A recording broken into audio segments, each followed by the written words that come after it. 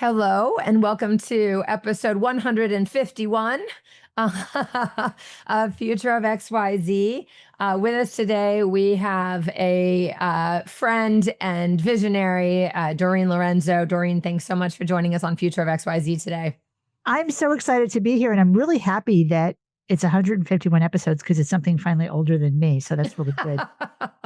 And we're both in pink. I don't know what And to we're say both about in that. pink. It's fabulous. It's a celebration.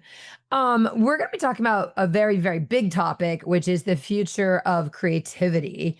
You are a very prominent figure, whether you say so or not, but I would say so, and most of the public would say so, in the design and innovation space. You are currently serving as the assistant dean at the School of Design and Creative Technologies at the University of Texas, Austin, where you live.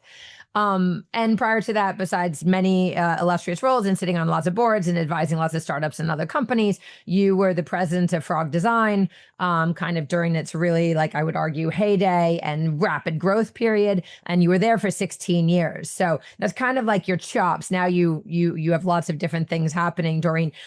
In the context of, all of this background and your own education, and et cetera, how do we define creativity? I love the question. And it's something that I literally eat for breakfast, lunch, and dinner every single day. So it's a good one.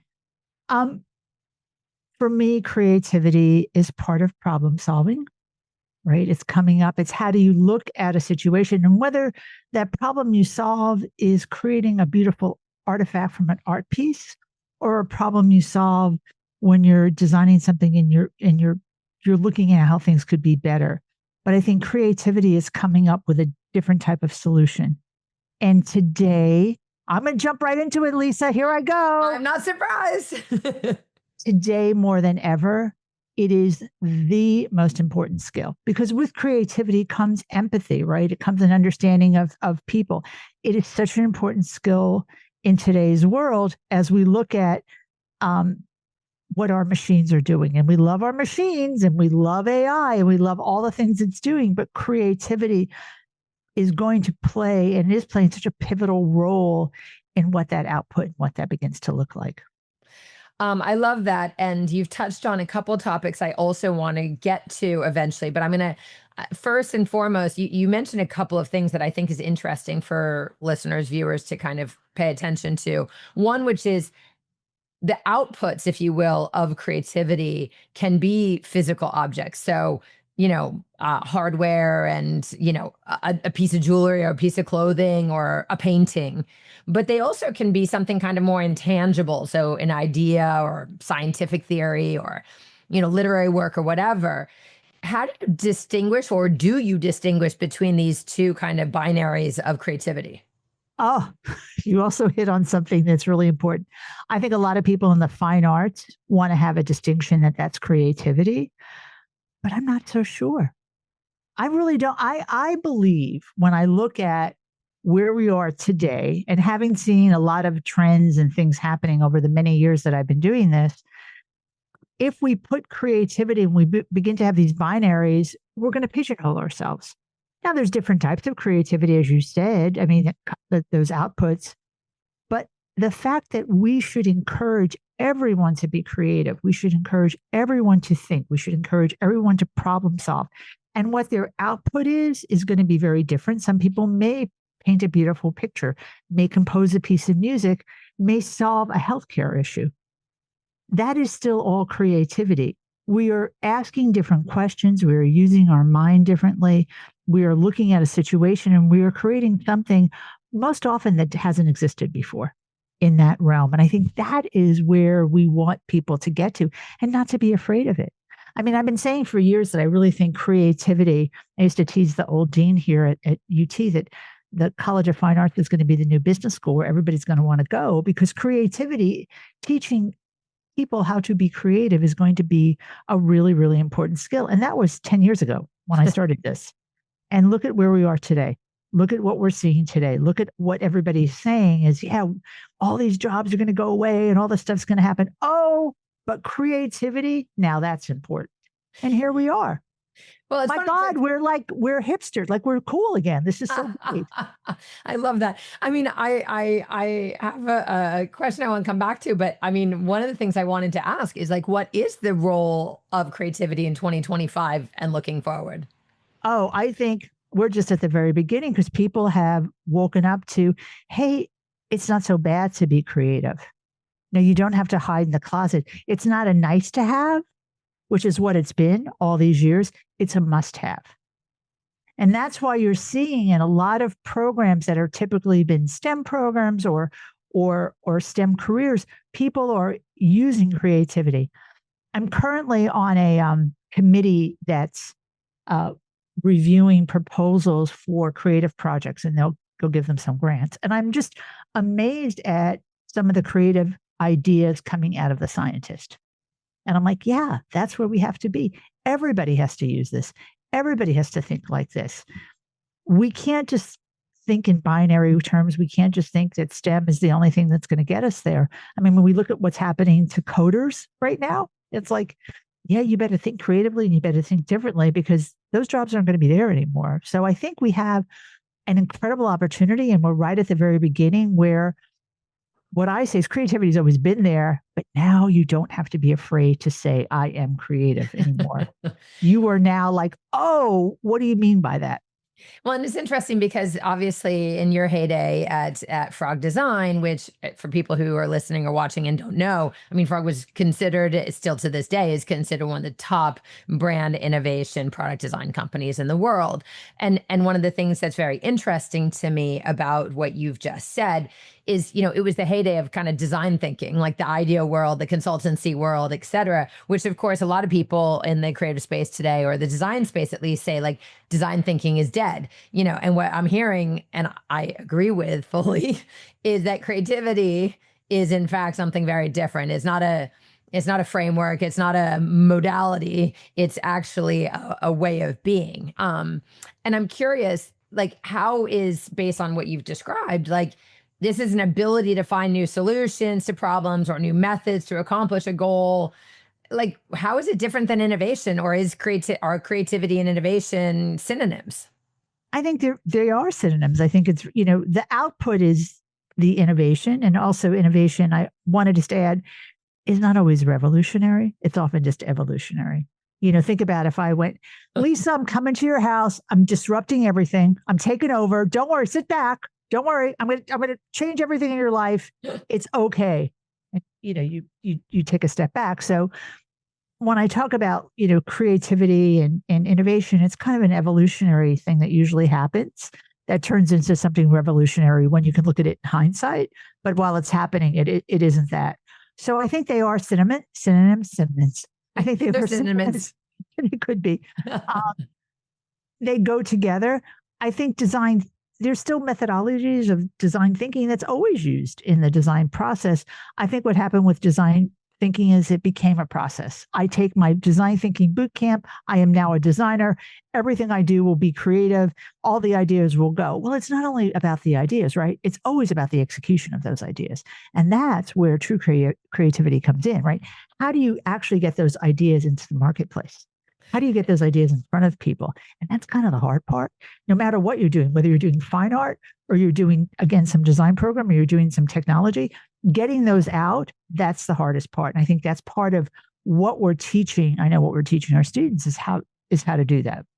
It's the most important piece, because in some ways that's also like the business side of things, which, IF Design, just who presents this podcast and is my employer, we just launched a design academy, which is really teaching like exactly those things, like leadership and personal development, future literacy, but also like business fundamentals to designers for that very reason, which is like, it's great to be able to imagine and create, but like, then how do you actually sell that in and make it worth it, something that the world can appreciate? Oh, it's really important because otherwise you just have ideas. And I remember it must have been 20 years ago, like I got hooted and booed because I was at some creative conference and I said, ideas are cheap. They're a dime a dozen. It's all about the execution. And it was like, okay, you're never getting invited back to this organization again. It was some advertising executives. But the truth is, I stand by that, right? We are human. Thank goodness. We think. And in our brains, we're always creating something. We're always coming up with new ideas. How do you then take those ideas and transform them into something that's meaningful? And I think that's where that real creativity comes in. And again, creativity, I hate that it's defined as either a fine art or it's in science, or we're talking about overall creativity. We're talking about all those skills that we didn't think was important to teach children years ago are really, really important now. They're really coming into play. I've been struggling for 2 weeks trying to get an appointment with somebody till I finally realized, and I kept going back. They're like, well, talk to my assistant. Till I finally realized the damn assistant is an AI Yeah. and it can't distinguish the days and the times I'm giving it. And you're just going, finally I had to go back to the person through text message. It's like, okay, You need a better AI. it was terrible. But I think that's just, the tip of the iceberg about what as humans we are capable of doing and still capable of doing. Certainly in my lifetime, Lisa, creativity for a long part is going to, for a long time now is going to play a really important role in how we roll out this AI, how we use this AI, what's the ethics behind this AI. I think that's what's important. So I think creativity is having its moment in the sun, and we should all be suntanning right now and feeling really good about that. Um, Again, you've kind of like put all these things together that I want to pull apart, Doreen, a little bit. So I want to talk about this, kind of empathy piece, because it's a word that I've often used.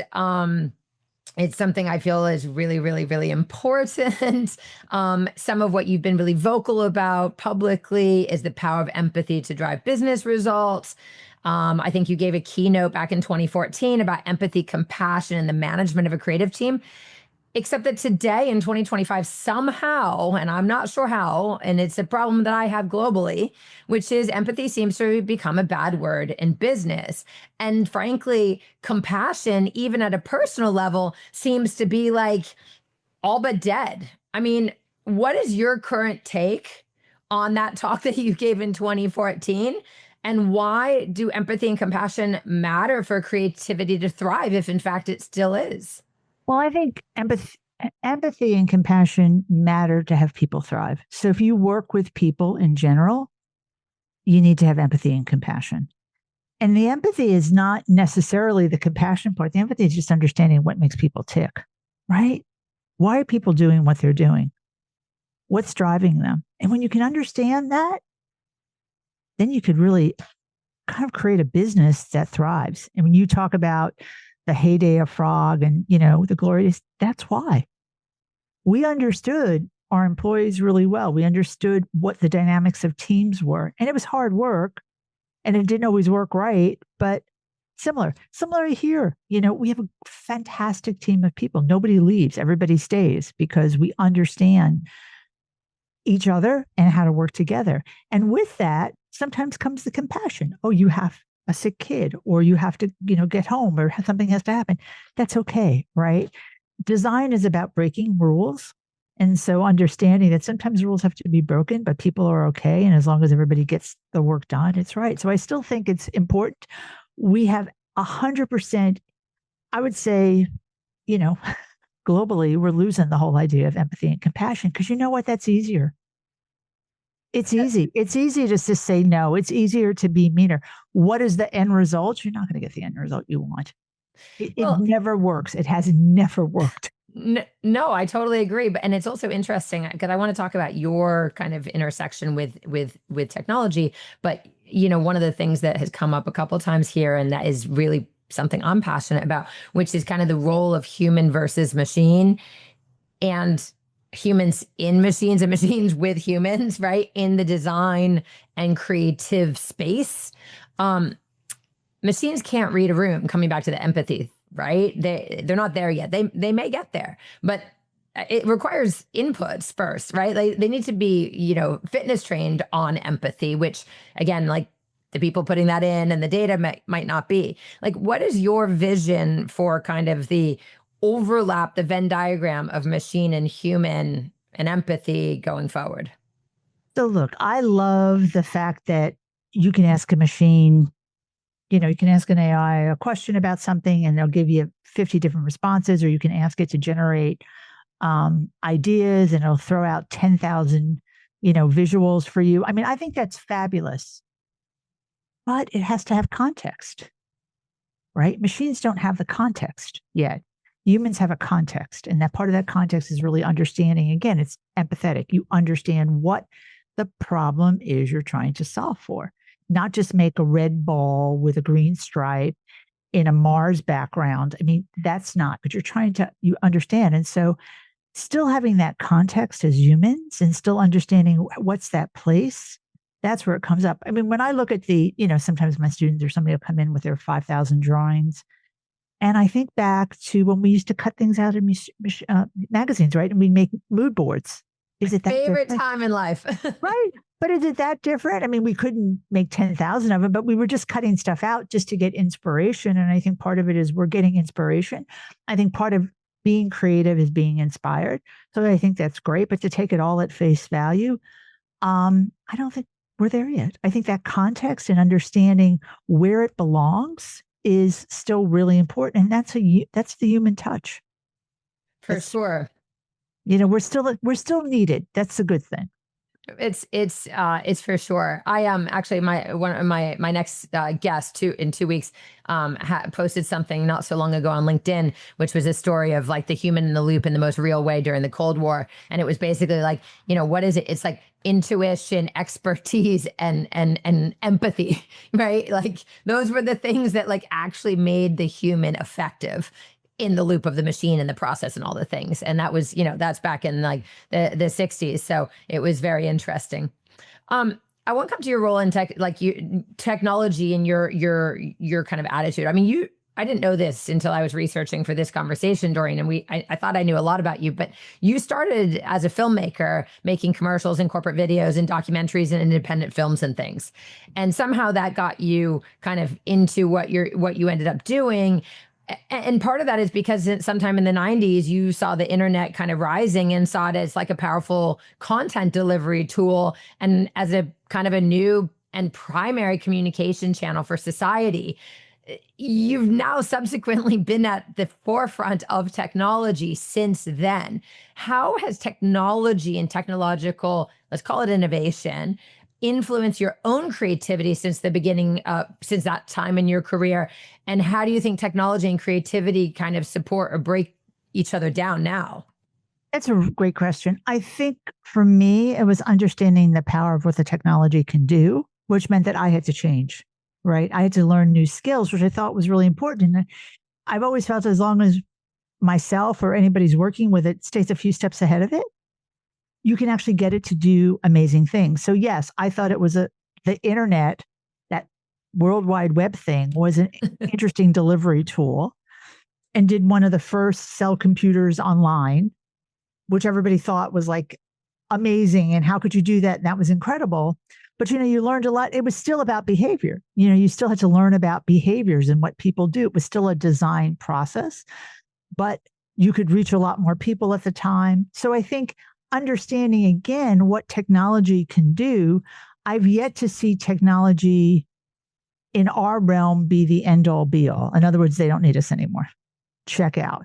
I mean, we saw that, when PageMaker and all sorts of things came to fruition, you still needed humans in there. Humans take on and have a different job, when word processing came in, I remember people going, "Oh my God, it's the end of secretaries." Well, it kind of was, but there's still personal assistants and there's still people who do that and there's still a job and they do. It evolves. It evolves. And now we have AIs that do it and they don't do it very well. So we're still going to need the humans. So there you have it. So this evolution and understanding that component to it, I guess I chuckle every time something new comes out, and maybe that's my age, that it's so, we're going to use that term again, it's so binary. Yeah. It isn't. It's always an and not an or. I love that. I love that. And I have to say that again, another place you were very prescient in 2016 in Fast Company at the Fast Company Innovation Festival, you interviewed, singer, actress, like superstar Cher. And you guys were talking about like being human in the age of the algorithm. The fact that that's 9 years ago we were just at the Innovation Festival a couple weeks ago. Like that's crazy. Yeah, it hasn't changed. I mean, I think just being human again, always right now is going to win, and it's trying understanding what the machine can do for you. It becomes a tool. It becomes a really powerful tool. Use it like that and use it with ethics and use it wisely. And it can do great things. It can give you ideas. I mean, I use AI all the time, right? It's for me, it is an idea generator, but it's not the idea. Sometimes they're thrown out. Sometimes you go, oh, come on. Like, what were you thinking? And I tell it that sometimes and it comes back. It's like, okay, what do you want? But, I sometimes get kicked out to reporting. Yeah, right. Yeah. Well, I don't know what you're saying to it. You're basically saying, like, don't speak to me as if you're a person. Like, I find it really offensive. Like, you're not. And it will, like, kick you out. Like, yeah. Well, and so I think understanding how you use it is just, again, another tool, whether it was using a page banker or it was using the web. I mean, the web was the revolutionary thing, right? That was going to change the world. And it did. We all still have jobs. Like we're all still working. People are still working. People still have jobs. Very much so.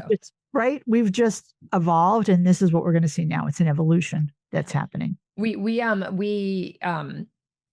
were at that dinner together in Austin last March. And one of the women who was there, I asked after she introduced herself at that dinner, you know which one I'm talking about.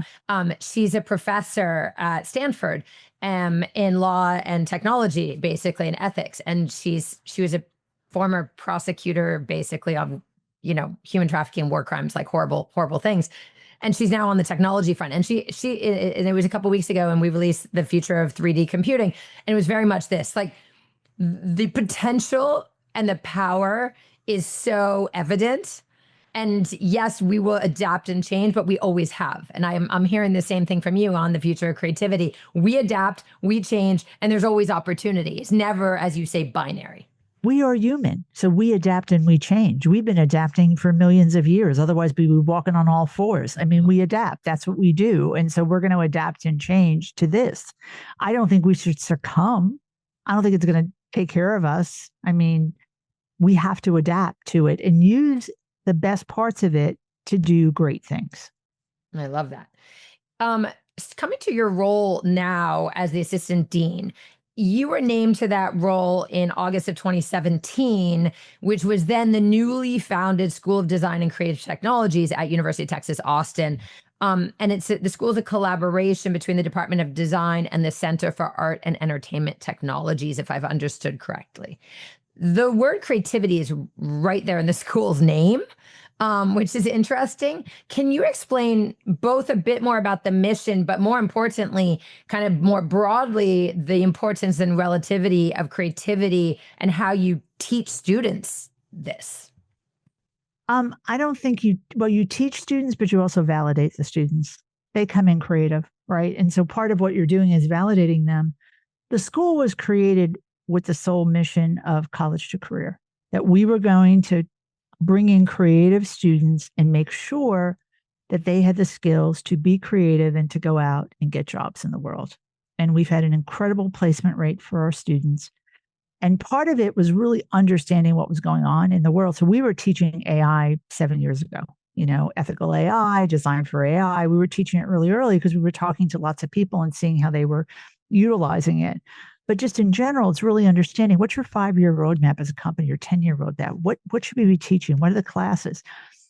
Almost everybody, I mean, I was really fortunate in that I had worked in, the design industry for so many years. I had a lot of wonderful friends who were very willing to help.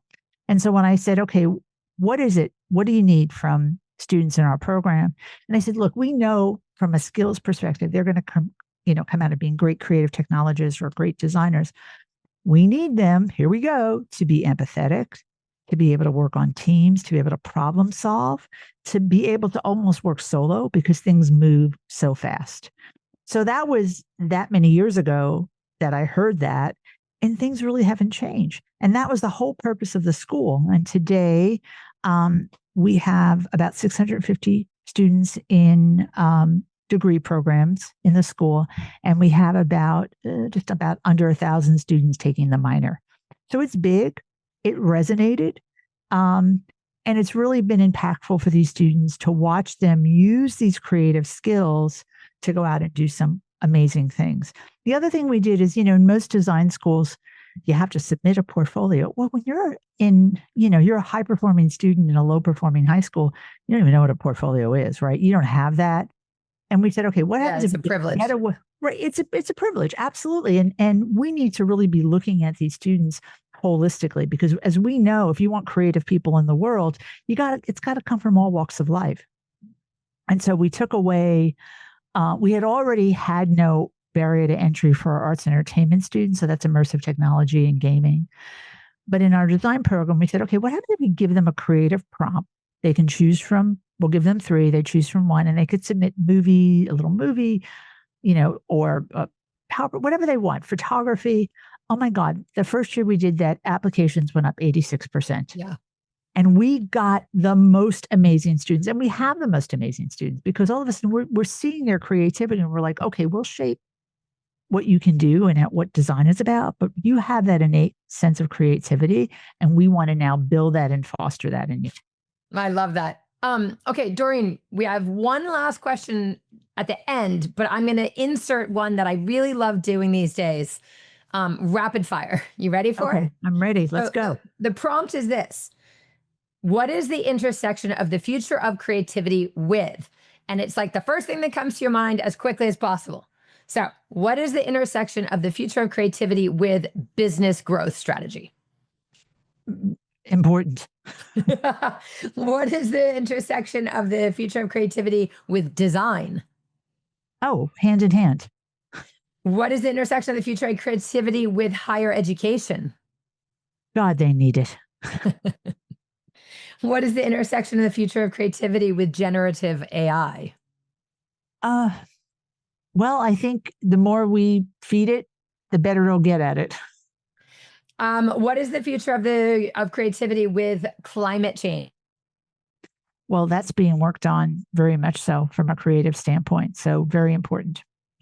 And the last one, what is the intersection of the future of creativity with the fine arts? Well, it's part of the fine arts. Creativity is part of the fine arts, but it's just one part. Is there any thing that you want to answer that I didn't ask in that? No, I just, this, I do in a podcast because I started creativity is the job of the future. It is important for people to hone in on their creative skills. Everybody has them. Some have them more than others, but it's important as you go forward in the workplace to really look at how you solve problems and don't be afraid of it. That's why we're wearing pink, because you don't always have to wear black anymore as a creative. You can wear pink now. I love it, especially as a woman. And you are certainly one of the first very highly visible, successful female leaders in this modern product design and innovation space. So, with that, my last question is always the same for all guests. What is your greatest hope for the future of creativity in 25 years? So, we're looking at 2050. That we don't look at creativity as being a nice to have. It's something that's part of everybody's life. It's something that's valued. Maybe I want to go back to the Baroque era where everybody valued painters and musicians. But I think we have to look at something as being as important as learning math is learning how to be creative. I love that, Doreen. I had a feeling that might have been the answer, knowing you. But yeah, not a nice to have, but a must have. Creativity for the future. Doreen Lorenzo, thank you so much for joining us this week on Future of XYZ. Thank you, Lisa. This was so much fun. Thank you.